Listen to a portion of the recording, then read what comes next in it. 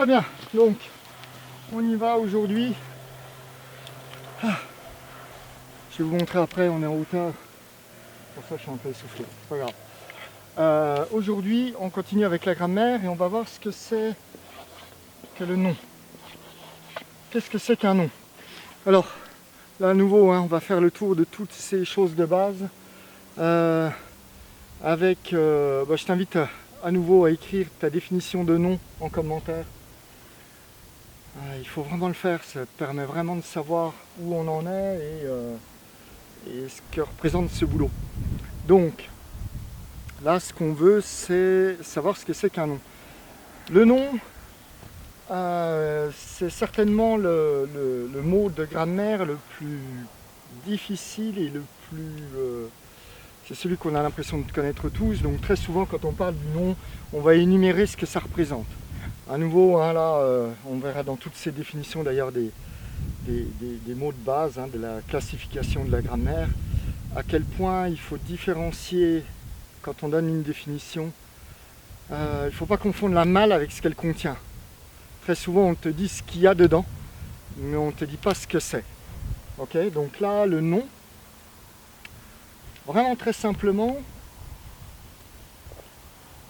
tout ce dont tu vas pouvoir parler, eh bien, tu vas le représenter par un nom. Si tu dis la pluie, d'accord, tu peux parler de la pluie. Ok, donc ça va être un nom. Le sol, tu peux parler de la pluie et du beau temps.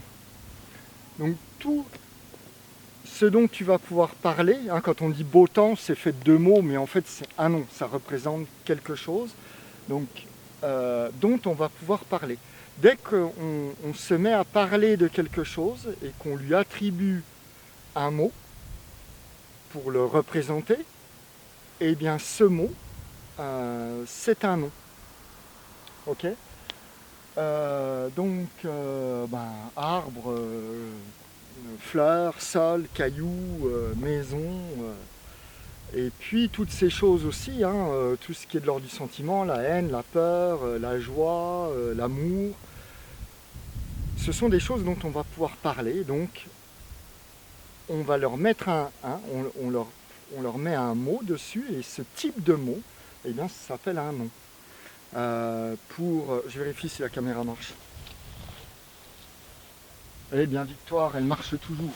Donc, juste pour distinguer, parce que si on prend juste cette définition, elle peut amener à mettre tous les mots dedans, et on verra que ce n'est pas le cas, mais juste pour distinguer, par exemple, si tu prends le mot de, voilà, le mot de, ok, tu vas, voilà, enfin, je pense que tu sens tout de suite la chose, tu ne vas pas parler de, ok, donc de, c'est pas un nom, c'est pas dans la liste des noms, ok, voilà, ça c'est pour ce qu'est un nom. J'espère que ça c'est clair. On va passer à la suite, on va voir un mot qui est très intéressant qui est le verbe.